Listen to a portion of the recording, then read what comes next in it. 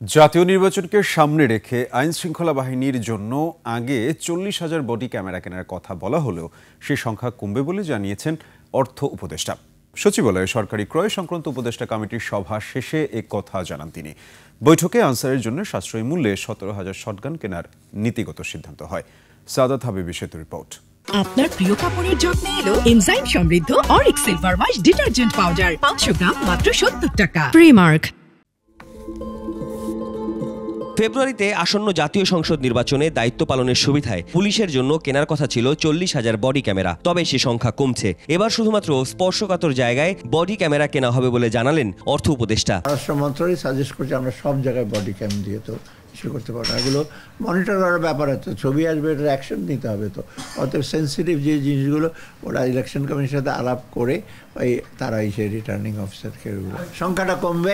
আমি কত কমবে এখন বলবো না, যখন প্রপোজালটা আসবে তখন আপনি এটা অতি শীঘ্রই, ওরা হয়তো নেক্সট উইকে হয়তো।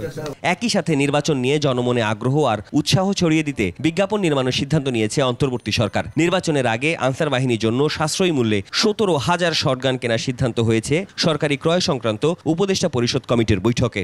প্রায় 17,000 শটগান কিনতে হবে আনসার ভিটিপির জন্য, মানে এটা অনেক পুরনো হয়ে গেছিল এবং যেই আমরা দরে পেয়েছি এটা বেশ সাশ্রয়ী মূল্যে এটা ইস্যু হয়েছে, ওটা আমরা অ্যাপ্রুভ করেছি।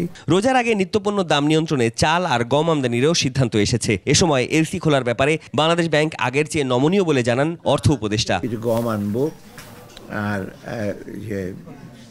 এবং চালও কিছুটা আনা হবে। এখন মূল্যস্ফীতিটা আমরা বলছি 7 পর্যন্ত নিয়ে যাব জুনে, ওরা বলছে একটু দ্রুত যদি নিয়ে যাওয়া যায়, কিন্তু চট করে পলিসি রেট বাড়িয়ে দেবো সেটা আপনারা জানেন। আমি ওই ব্যাপারে একটু সতর্ক।